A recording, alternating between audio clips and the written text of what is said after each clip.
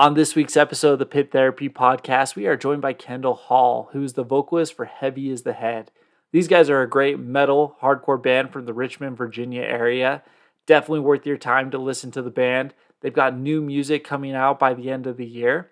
We get into his personal influences, the band's influences, their history, and his love for music in general.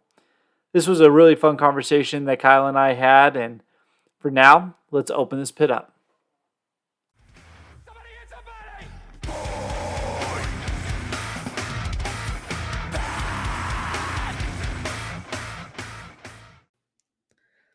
What's up, everyone, and welcome to this week's episode of the Pit Therapy Podcast with me, Trevor, and Kyle. And then we have a special guest. We have Kendal from Heavy is the Head. So Richmond, Virginia, metal hardcore band. Whatever you want to call us. Yeah. We don't care. We've struggled with that our entire existence of what are we? But we don't care. I mean, okay. You guys are good. You could just put that genre of music good, and then it'd be fine. Music. Yeah. Well, we really appreciate you reaching out. We've been listening to a lot of South Carolina bands, right? We did the interview with Strikeface and with Intimidator, and you hit us up after those. So it sounds like you're buddies with Strikeface, right? Yeah, absolutely. So it was actually this band's first out of state show was in South Carolina with the Strikeface guys. And so we've played with them every time we go down there. We did a little weekend run with them. I mean, they're family at this point. And then we did a long 10-day run with another band out of Charleston called Circle Back.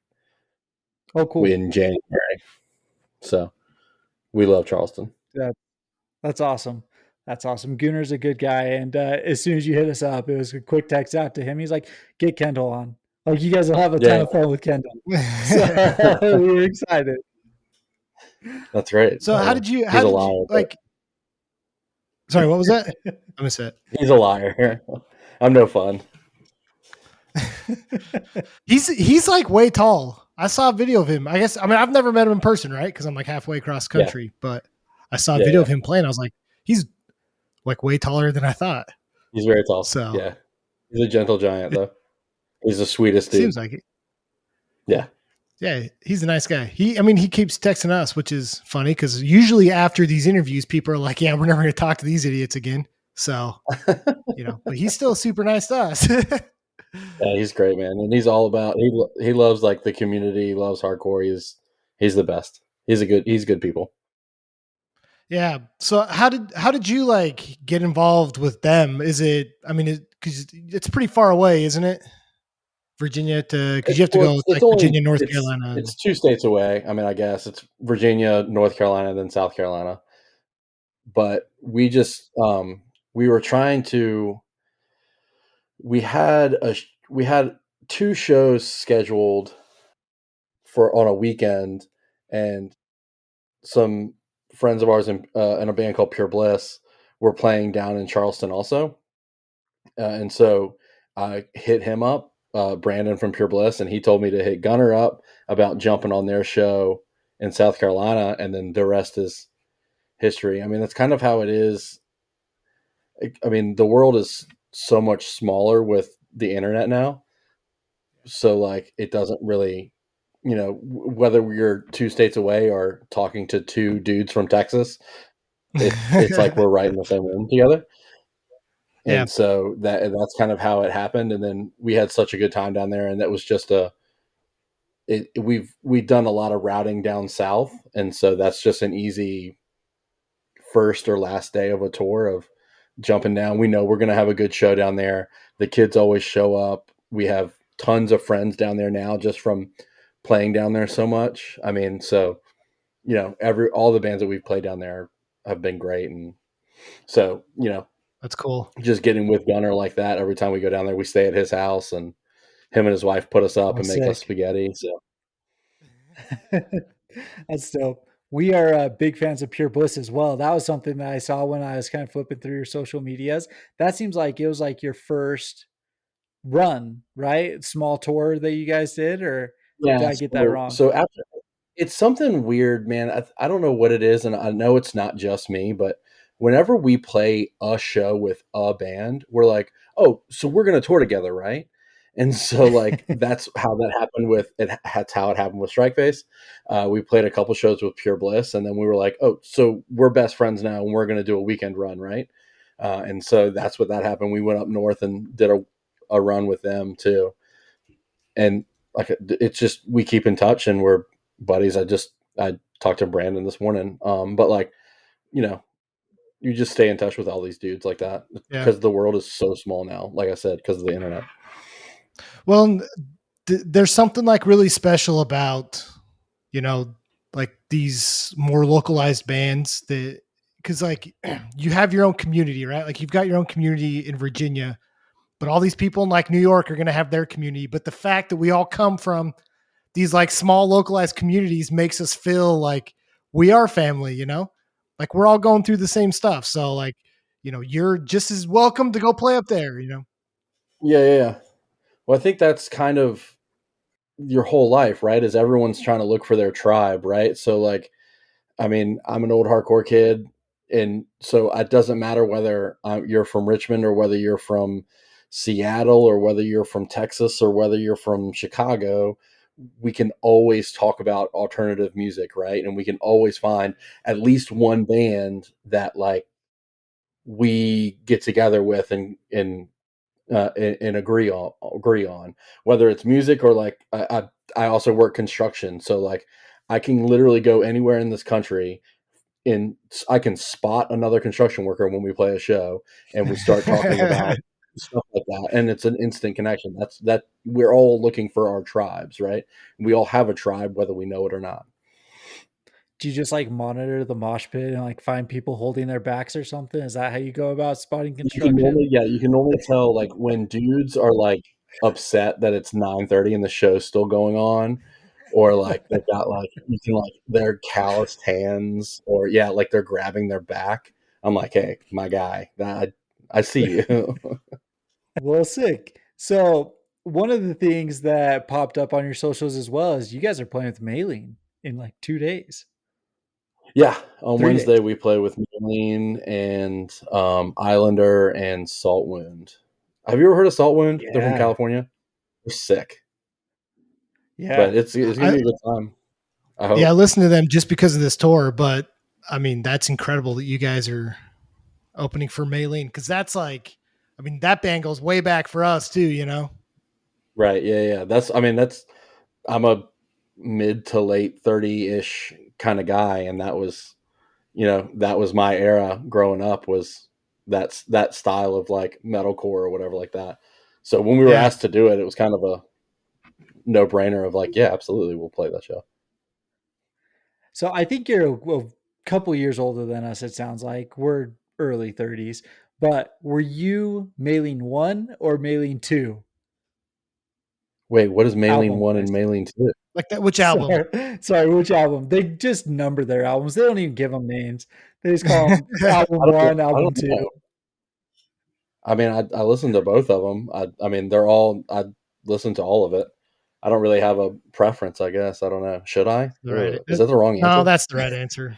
No, that's right. It's just funny because we were talking to another buddy who's just like two years older than us, 3 years older than us, and we are very hard and fast. Maylene 2 is like their best album, and he's like, "You guys can't be more wrong." It was definitely Maylene 1, and so I was just curious if it was just like a 2 year, 3 year generational gap kind of thing, or Uh, where you kind of stood with that. I mean, they're letting us open up for them, so all of their albums are great. You're not going to Yeah. trap me, pal. Talk to me after we played with them. They show up and they're a bunch of jerks. And I'll be like, hey, yo, let me tell you the tea. Oh, dude, we'll get you back then. Yeah. So how is the scene in Virginia? Because I know that DC is like a mecca for hardcore, right? So, but you're a little ways out. Is there a It lot of bleed used to through? Is it kind be. of its own thing? I mean, it's Richmond. Richmond is known worldwide. We had, it was the home of United Blood for so long. It's the birthplace of Brace Ward, DTN, Naysayer, Downfall. I mean, there's a million bands that have come out of Richmond. I mean, and even like Municipal Waste, Enforced. I mean, the list is endless. The scene here is incredible. The scene here is, I think we're almost too good, if that makes sense. Like it seems like every night there's at least 3 or 4 shows that are going on, which is great. Yeah. Unless you're playing one of those shows, and no one's at your show because they're at the other shows. Yeah. But it's an incredible place to be. I mean, I just went to go see Drain on Wednesday night. Kubla Khan and Harm's Way are playing tonight, and I'm not at home, not there, but like, I mean, there's always something going on, which is rad. Dude, you totally could have blown us off. Like, it's not a big deal. It's sold out. I didn't get tickets. I didn't. I just went and saw Harm's Way played on Halloween, actually, in Richmond, and so I went to that show. Oh, that's sick. So it's all right. I got to spend. Yeah, apparently you're supposed to spend some time with your family, from what I understand. So I did that today instead. I'm just joking. Well, that's what I want to do. I missed the Kubla Khan show, so I'm in Salt Lake actually, and it was sold out here as well. So I was bummed about that because I really wanted to catch that show, and I didn't make it. But it's crazy seeing them. Metal hater, so he's not going to go see them. I mean, not. I'm coming back around. You brought up Municipal Waste, and like, dude, I'm totally like, thrash is cool with me now. But yeah, I just struggle with some of the like modern metalcore stuff. I don't know. Well, I mean, so that's what's like, to me, is so cool about. I remember I was watching a Fiddlehead video, Pat Flynn's new band from Half Heart, and he was talking about how hardcore is not. It's not like a tuning. It's not a breakdown. It's not a how many strings you have. It's a mentality, right? It's a community. It's a way of thinking. And so that, in that vein of like, Fiddlehead and Kubla Khan are both hardcore bands, right? Yeah. They do not sound anything alike. They do not, it would be weird to see them on the same bill, right? But that mentality of, they're all hardcore bands. So it's hard to say like, this is a metal band, because that, like I just said, like when we first started the interview, of like, I don't know what my band is, or I don't know what Heavy as the Head is. Is it a metal band? Is it a metalcore band? Is it a hardcore band? I don't know. It's whatever you want it to be. How about that? So it's not a metal band, because I'm just kidding. No, I don't know. Like, if you strictly like hardcore and you only like hardcore bands, and you're like, Heavy as the Head is okay, cool, we're a hardcore band. Hey, listen, whatever makes you happy, pal. Yeah. No, I don't know. Just likes change, and like, I used to be a lot more into that stuff, and it just doesn't really do it for me anymore. But it's all right. Like, I don't know. But that's also cool. Being down in Texas is really interesting, because I'm originally from Salt Lake City as well. But being down in Texas, and like, the scene here is very metal influenced, Yeah. Like, I was familiar with Power Trip, right? Like, I'd listened to a lot of Power Trip, but then you start going farther back, and you're like Iron Age, Will to Live, all these other bands. And, they were doing it before Power Trip, but kind of the same sound. And so, I don't know. It's grown back on me a little bit, but I just needed a break, I think. So I love that thrash stuff. Like, I love like Dead Heat, like that new wave of, Drain's kind of like that new wave of thrash, hardcore, whatever it is. Love it. Yeah. Like, I still bump to Cruel Hand like all the time. I have one of their vinyls and stuff, sick. Yeah. So I don't know. So where are you pulling influence from right now? Let's talk about Heavy as the Head. And your sound, listen, man, like, we really enjoy everything that we talked about or everything you guys have put out. We actually just did an episode where we're talking about Heavy as the Head. It'll probably drop right before we drop this one. And so you guys will get our opinion on kind of how everything's going, but it Thanks. has resonated with us. And Cool. I'm very curious at what you're pulling from, because when we were talking, I said you feel like Rage Against the Machine, just hardcore. Like that was the thing that kind of like stuck out to me. And a lot of that might be lyrically and things along those lines and what you guys are talking about. But what do you guys try to pull from the five of you? A lot. We are a pretty eclectic group of dudes. So our original guitar player, Nick, was a huge metalhead. I mean, like loved, like the more you couldn't understand, you know, the shirts that got the band name on it and you can't understand what the band name is. Those were always Nick's favorite bands. And so it was all metal all the time. I'm an old hardcore kid. I mean, I say that I grew up a new metal kid. And then I got a CD booklet given to me one time of like Minor Threat and Count Me Out and stuff like that. And that changed my whole world. And so that's all I love. Gorilla Biscuits is my all-time favorite band. And then we've got Mern, our bass player, like just recently started getting into heavy music. I say that like within the last like 5 to 10 years. That wasn't really his thing. And then Andrew and Travis and Jimmy are both, you know, kind of all over the place. Travis, our new guitar player, he's in a grindcore band. He's in a like a girl led hardcore rock band. Like he's in a bunch of different. Jimmy, our other guitar player, is in like a shoegaze band. We're kind of drawing long answer short or short answer long. I don't know what I'm saying. We kind of draw influence from everywhere. And then as far as like lyrically concerned, like from me, I'm the primary lyric writer of the band because I'm not talented enough to play an instrument. You say we're Rage Against the Machine influenced. I do love Rage Against the Machine. I kind of just write from what's around me and what's happening. I'm not a huge fan of writing about dragons and mythical beasts and stuff like that because that's not what is around my life. I can't really sing of like heartache and stuff like that because I've been with the same woman for 23 years and we're coming up on our 16th anniversary on Friday. Nice. I say that because she's right there off the screen.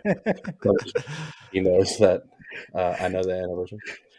So like, I mean, and this band was formed, you know, a couple years ago where we're in a lot of political unrest and we've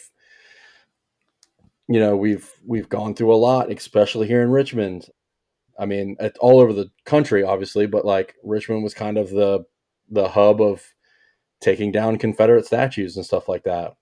And so that's what was around me. That's what I wrote about. I'll probably continue to write about stuff like that because it means a lot to me. So I don't know. Is that a long enough answer for you? No, that was a perfect answer. And I mean, I don't know. We appreciate that. It wasn't long. It was perfect. But like Trevor said, that's what definitely drew us in, right? Because like musically, it felt more metally, which doesn't generally lean that side lyrically, right? But we really appreciated that. You know, we appreciated like your vocals. They're not like super grimy like some metal bands get, you know, like I'm sure you're a guitarist that's in a grindcore band, you know? Yeah. Yeah. But like, I'm just not talented enough to do stuff like that.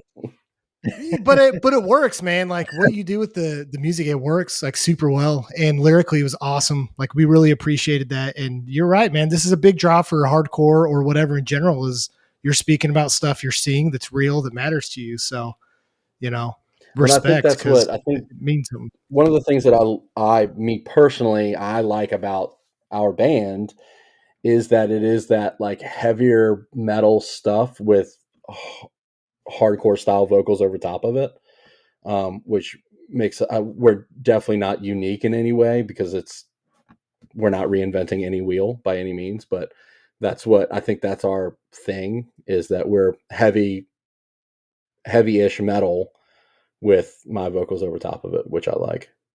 Yeah. One of the biggest things is that I appreciate with you guys is that you have like full blown bass drops on the breakdowns. I just don't feel like you get that as much anymore, We don't have any bass drops. Like we don't have play any bass with drops? we don't play with an 808 pad or anything like that. We just are heavy. Okay. Well, I mean, the sound system in my car hit like it was a bass drop, but cool. Hey, sick.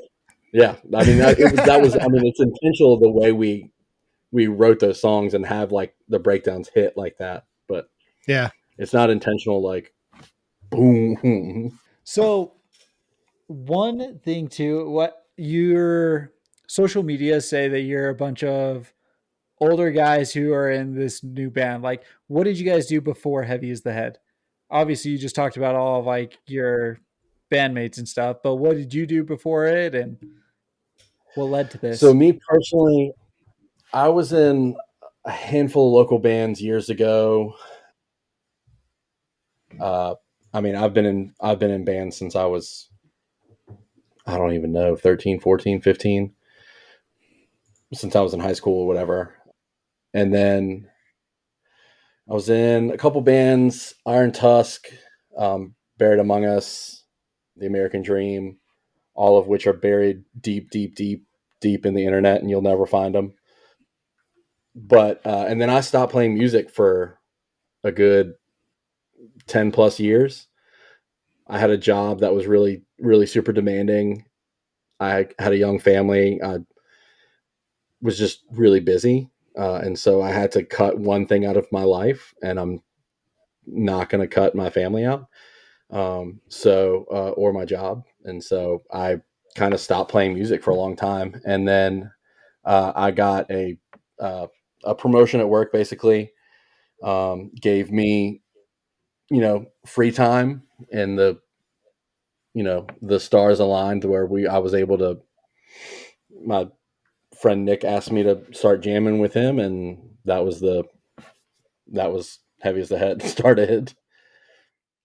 So did you guys like kind of all know each other prior to this, or you just said your buddy Nick, and so like was it just you two, or? So it started with me and Nick and another guy, and me and Nick we knew each other since we were babies. I mean, our moms knew each other and hung out all the time, like literally babies. And so we've always known each other. And then everyone else in the band, we've just all known each other from going to shows and being friends and being in the same friend group and stuff like that. And like I said, it just all worked out where everyone had some free time. I mean, it was during the pandemic, so everyone had free time. And so we kind of just got together and it all just clicked. So when did you like know you could scream? So I started out as a drummer. And like most drummers, I was like, I want to be in front of the drum kit. And so I just started doing vocals, and I've been doing them for so long. I don't know when I realized I could do it. Yeah. I don't know if it was like subconsciously. I know my girlfriend, which is my wife now, had a crush on this lead singer of this band. And so I was like, well, that can't happen. So that's when I was like, I gotta start doing vocals. Joke's on him. I'm married to her now. Your scream won her over. It was like the mating call, right? Like the more powerful the exactly scream, what won her over. Yeah. I'm the total package, guys. I scream. I'm a super handsome guy. I can dance. I mean, really, she's a lucky lady. There it is. She's really. Yeah. She's throwing up right now off camera. What's more tiring, playing the drums or screaming? Oh, dude, I haven't played drums in 20 years, probably. Okay. So I wouldn't even know.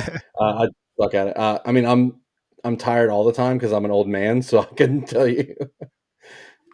No, it is funny when I started doing vocals again and getting back into it and playing shows again.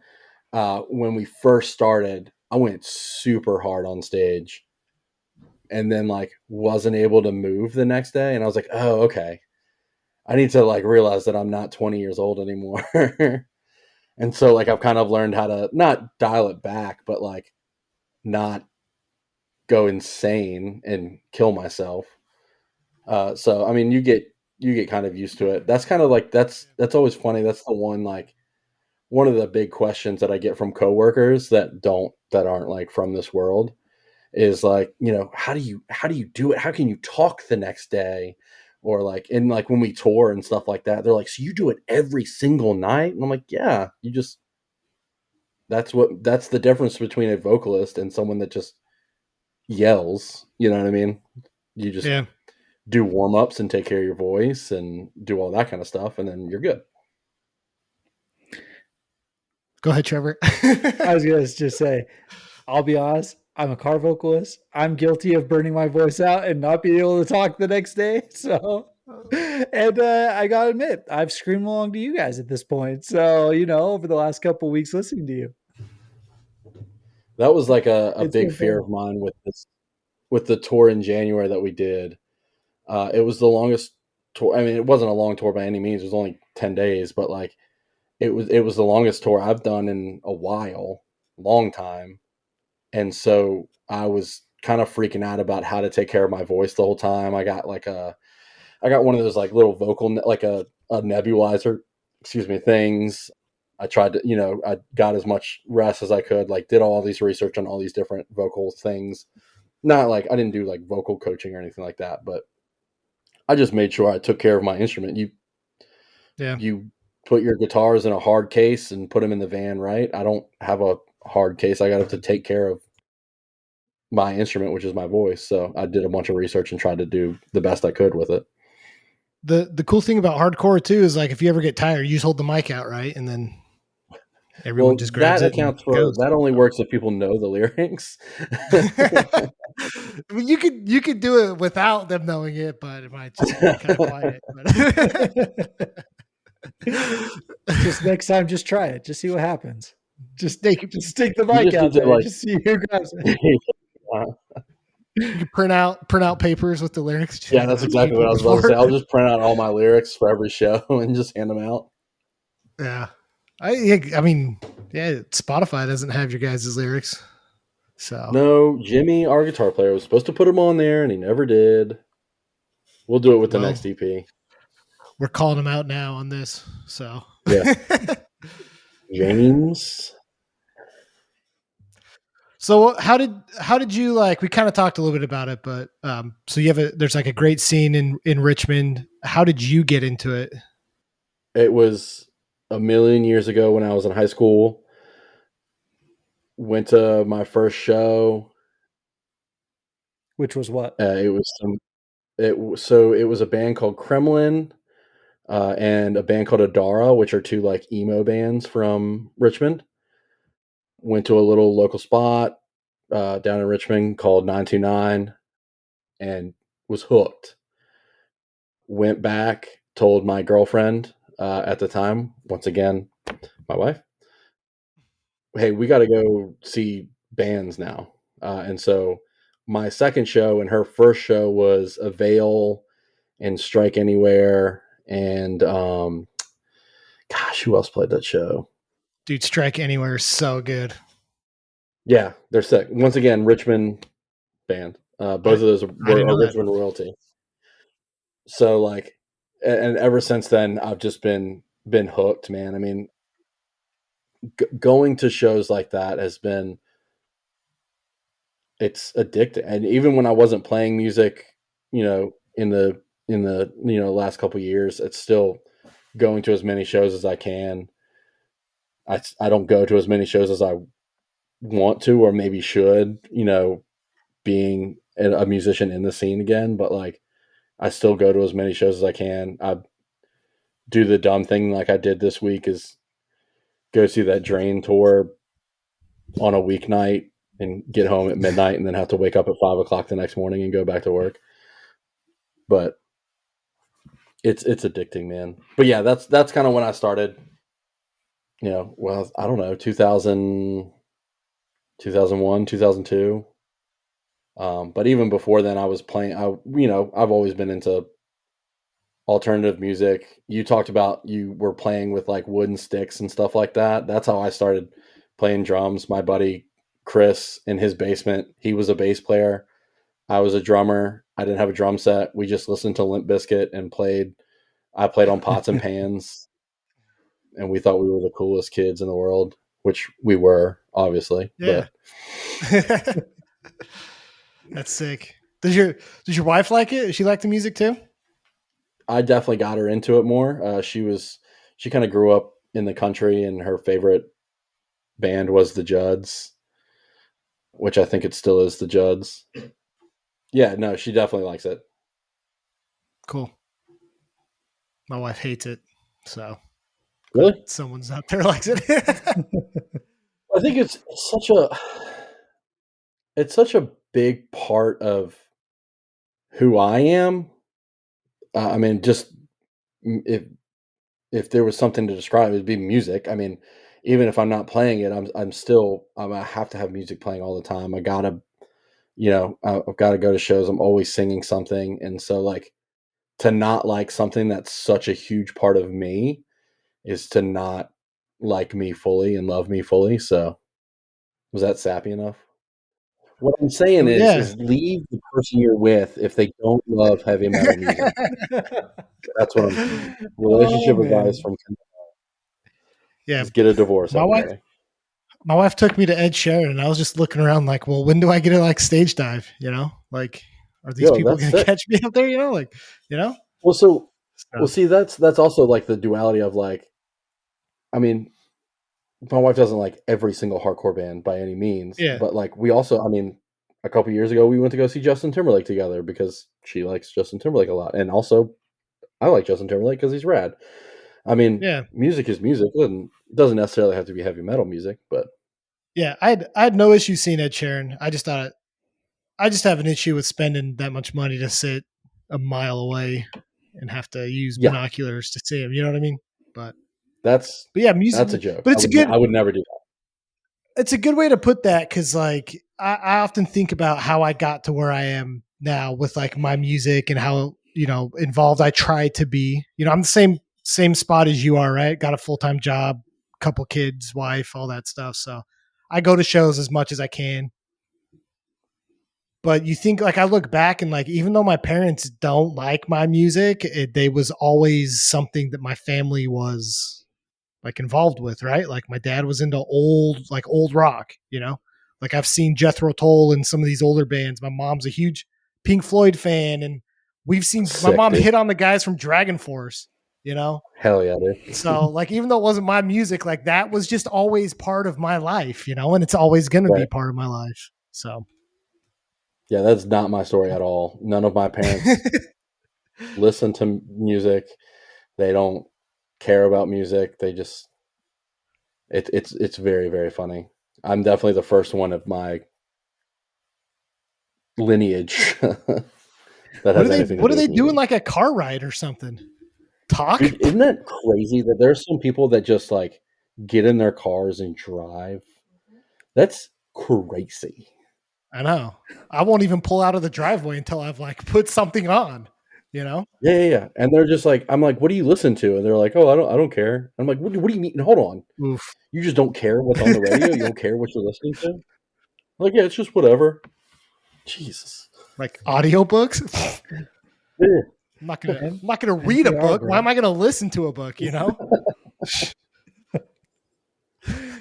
So the actual band name, Heavy is the Head. Where did you guys get that? How did you guys come up with it? So it's from the saying, heavy is the head that wears the crown. Listen, we just talked about weird music. So I got it. I brought it to the table after listening to Zach Brown and Chris Cornell's song, Heavy is the Head That Wears the Crown. And I was like, yo, that's pretty sick because I like Zach Brown and I don't care. So I brought it to the table and everyone liked it. Everyone, because we kind of wanted a band name that kind of reflected, who we didn't want just like a joke band name or anything like that. And so it kind of comes with, we knew we had some songs that were like, I was writing some stuff that was a little bit toward the political side or whatever like that. And so we kind of wanted, something that says, heavy is the head that wears the crown. The more responsibility you have, the more things you have on your plate, the more you have to juggle and the more it means to not drop the ball on stuff. And so that's kind of where it came from. It's also way too long. It doesn't fit on any flyers. Terrible Dude, idea. I love it, man. Yeah, we grew up in the MySpace era where people's names were like a paragraph. So Heavy's Dead is totally fine. Plus, is it Broken Body where you scream it like at the end with? Yeah. With like no insurance, dude. That of a beaten man, and that's how we end our sets every night, which now is just cool. Dude, that's so sick. The end of that song is so cool. So thank you. So when we first heard it and we were looking into you, one of my favorite movies is The Departed, and Jack Nicholson has the line in there he's talking about finding the rat. He goes, "Heavy is the crown." And that was just like everything that just like was flooding in my mind as I was sitting there like listening to it. And it's so fitting. Yeah. But your last single, so Dirty Feet, dude, this song rips. So good. Thank you. Are you guys in the process? This is almost a year old. You're coming up on a year on this thing now. Yeah. So our plan, we're going back into the studio this summer to the same guy that recorded that, and we're going to record another EP. Our trajectory got a little bit sidetracked with the passing of Nick, our guitar player. Yeah. And so we're kind of just now like catching our breath, getting our feet underneath us, being able to write again. And then that's the plan. We'll hopefully, fingers crossed, have another EP by September. That's the plan. How has that transition been? Because I saw the memorial show, I shot the flyers and everything. How's that transition been, losing a friend and a band member? Tough. So Nick passed away while we were on tour in January. So he got he fought cancer for a long time. I'm going to do my best to keep it together because I'm a wreck about Nick. He'd been fighting cancer for a long time. We had the tour booked with Circle Back. His cancer came back. So then we kind of were put in the position of like, what do we do? Do we, at first it was, we'll, cancel tour and be with you for whatever we need. And Nick said, absolutely not. I want you guys to go. We got Nate from Circle Back, one of their guitar players, filled in for Nick while we were on tour. And so then closer to tour, his health really declined. And then once again, it was, it's all up to you, Nick. What do you want us to do? We want to be here for you. I personally didn't want to be gone because my brother we didn't know it was day to day. Well, I didn't know what was going to happen. And so he convinced us to go. We went. It was toward the tail end of the tour. We got the news. We were in Pensacola, and we got the word that Nick had passed over the night. And it was kind of one of those. It was the worst day. One of the worst days of my life. Probably the worst day of my life. But the people that I would have wanted to, besides my wife, the people that I would have wanted to be around were my bandmates, were my best friends, were the people that we have created so much art with Nick around, with Nick. Yeah. And we were all in the van together, which was what a great experience to come out of the ashes of such a terrible thing to happen. We were all we were with each other, crying on each other's shoulders, hugging each other, being there with each other, which was perfect. Right. So, it was very, very bittersweet where we were living out Nick's dream with Nick's best friends, and Nick wasn't able to be there with us. But it sucks. I mean, I lost my best friends. We all lost our buddy. But the biggest disservice to me would be to stop making the art and stop showing people the art that he helped create. So that's why Heavy as the Head will continue as long as we can continue, for that reason of he built this thing. He helped build this thing. We're going to keep building it and moving it forward until we can't anymore. He always has a place in our hearts. He will always be a member of this band. He'll always be, I mean, a brother to me that I lost. But what an incredible thing that, he could leave behind a legacy like that, of art that he helped create, because a lot of people go out of this world and don't have much to show about it, So what a great way for like that legacy to live on is, through real raw emotional music that people can get behind. So yeah, special. Yeah. Well, kudos to you guys. And, we, like I said, we're big fans. So what's next? You guys are going to record September, probably EP, hopefully. What else you guys got planned? So this summer we're going to write as much as we can. We've been playing so many shows here lately. So we're kind of trying to slow down over the summer. I think we got like one more song to write. And then we're going to go into the studio at Cabin in the Woods studio with James Henderson, who recorded that Dirty Feet EP or single. Get it all done.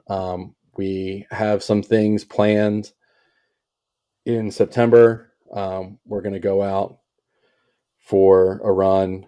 I don't know if we're allowed to announce stuff or not, but with some friends of ours. Like I said, I don't know what I'm allowed to say or not, but we're going to go out in September, and that's the plan. Hopefully we'll have the EP out. The plan is to have the EP out before we go out on tour. That way we can tour on something. So nobody listens to this, so you're okay. Yeah, no, that's good. Okay. Yeah.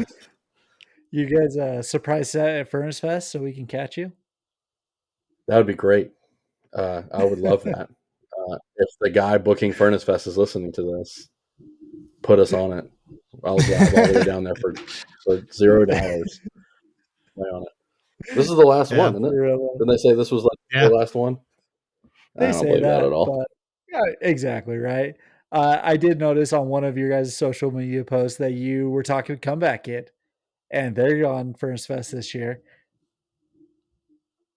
Maybe that's a connection. Maybe they could listen to the podcast. Maybe that's the one. Talked about. Wake the Dead's one of my favorite records, so maybe they'll want some weirdo. But yeah, no, like one of the reasons we're headed down there is Misery Signals is doing their farewell Oh, tour, yeah. and the Comeback Kid guitarist is playing. I kept saying, Misery Signals is going to show up here. They're going to show up here because Comeback Kid's playing, and they've already got members. And lucky Yeah. us, right? They're playing. Yeah. That's. I mean, that fest is absolutely stacked. I mean, full of. Just to see bands like Coheed and Cambria in like a hardcore setting, I think is going to be incredible too. Like, I never thought that I'd be able to like stage dive to Good That's Apollo. where they started. You know? Right. They started with hardcore. And that's what you were saying, right? Like hardcore, it means different things to different people, right? It doesn't matter the style of music you're playing. It's all about the ethos behind it. So, yeah. I mean, it's the whole. I mean, being genuine really is all that matters, right? Being real recognizes real. I don't know. Is that dumb to say? That's dumb. Clip it. Dude, you should have heard the Strike Face guy, Gooner, you know. I'm just kidding. Dude, I texted him. I was listening to his episode of like, he was talking about, what did he say? He said something about like, let the water all the flowers and let the flowers grow. Dude. Oh. His philosophical moment on our Pit Therapy podcast. So it's like talking to Confucius on here, you know? I love it. Exactly. And then you have Kyle who said some crap afterwards. So, you know. No, we edited a lot of that stuff out. So.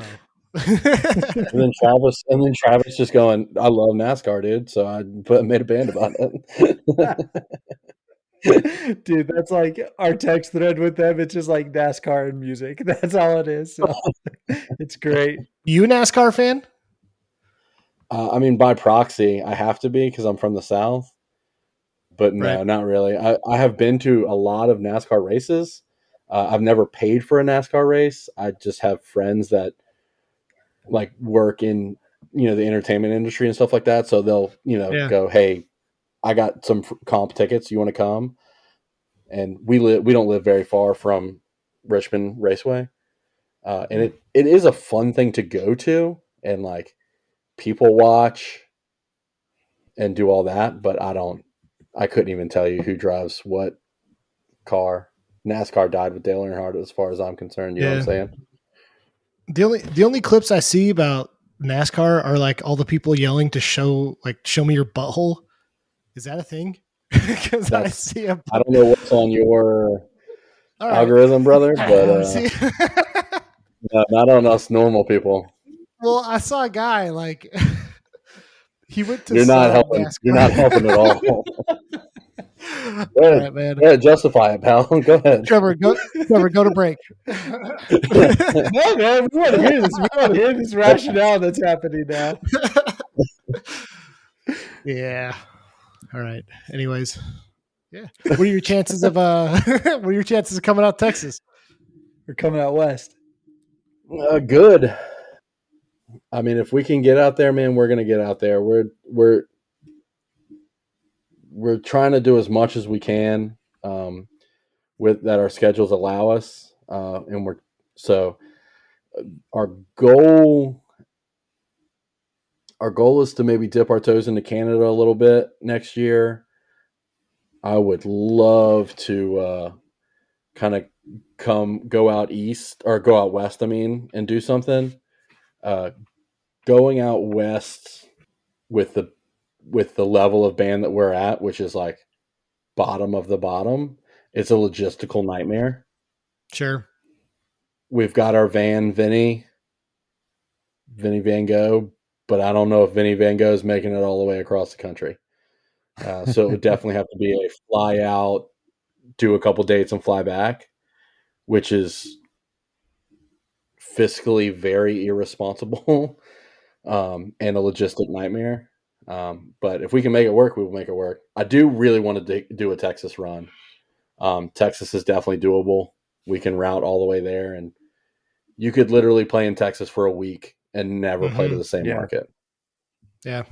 So we've got some friends out there. I don't know where you're at, but there's a band, Snake Father. They're from Texas. I don't know what part of Texas they're from, but we've played with them, and that would be cool to link up with them and do some Texas dates. Yeah. So I'm in Dallas. So Okay. I don't really know a lot of people down here, but if Right. I get at that point, I'll let you know. Yeah. So, Cool. If you listen, well, you don't listen to. You said you hate all things metal and all I metal bands, right? That was yeah, all of we it. can go back and listen to it. So Snake That was Father's very verbatim. yeah. That was that's what he said, right? That's exactly He what said he if said. it's down That's what he to says every episode. Do pretty much. I have a lot of hate. Look, I have a lot of hate for like I call it like metallic butt rock now. It's all this like fake metalcore that's come out, So it's kind of like I soured don't my know what taste. it is with you and butts, man. But, Dude, we're all wondering that. It gets brought up at least 3 times an episode. So. what do you? Yeah, nah. But. All right, so well, now I'm confused on what. So, all right, so what is this? What do you not like? So, because I think I do like that, like So the new bands wave like of new metal. Is that what you're talking about? yeah. What's the band that Will Ramos plays for? Lorena Shore. Yeah, I don't like that. Oh, Lorna Shore, whatever. That's like Yeah. deathcore. I don't mess with deathcore very much. Okay. Well, No, just Do like you how do you hardcore like encompasses all like this Orthodox? metal. So Orthodox was really cool to see live, but I'm not just gonna like throw them on. I love them. I listen to them all the time. So I just caught Orthodox last week. Did you guys? Oh, that's right. You did. I saw that on y'all's. You posted that you went to that show. Oof. Dude, they wrote. wrote. So good. Yeah. So that's what Kyle's talking about. The boundaries, that type of metalcore. That's what he's not really messing with right now. And he's just so wrong, man. At some point we're kicking it all him sounds off. the same, dude. I'll go see Boundaries, and then the next day I'll go see Gorilla Biscuits. Like I love all that stuff.